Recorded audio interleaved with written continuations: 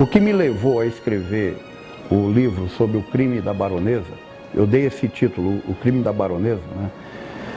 Foi exatamente a curiosidade de verificar se o que já havia sido escrito sobre esse caso correspondia realmente a uma verdade processual ou foi fruto da imaginação de classes políticas, de classes rivais, de classes antagônicas, certo? E aí eu fui escrever sobre quem era a Ana Rosa Viana Ribeiro, conhecida como a Baronesa de Grajaú.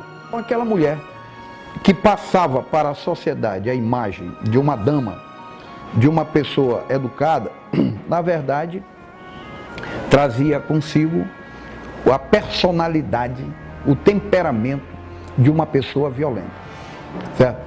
E aquilo não era notado até que ela recebeu, por compra do marido, 2 escravos, um chamado Jacinto e outro chamado Inocêncio, eram 2 crianças. E eles eram irmãos. Então, o Jacinto morreu primeiro do que o Inocêncio. Porém, quando o Inocêncio morreu, foram levantadas uma série de questões com relação à morte de Inocêncio e pela proximidade com a morte de Jacinto, que era seu irmão, que ambos morreram proximamente. E aí, quando surgiu a história de que o Inocêncio teria sido possivelmente assassinado, que a morte dele poderia ter sido possivelmente decorrente de um homicídio e não de um evento natural, entra em cena um grande amigo da família, o médico Antônio Santos Jacinto. E este médico, ele deu um atestado dizendo que a causa da morte da criança teria sido hipoemia intertropical, causado por vermes nematóides do tipo Ancylostomos duodenalis, né?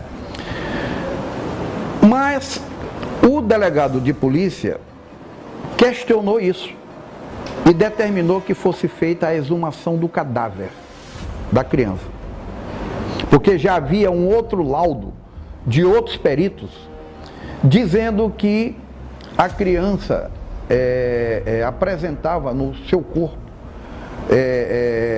indícios, vestígios de pancadas na cabeça, de lesões no pulso, como se ela tivesse sido amarrada. Porém, como os inimigos políticos do Barão de Grajaú estavam no poder, o secretário de segurança na época, que era chamado de chefe de polícia, ele não aceitou essa tese. Mas entra em cena, neste caso, um jovem bacharel em Direito, que se formou na Universidade de Direito, na Faculdade de Direito do Recife, que foi os primeiros cursos de Direito criados no Brasil.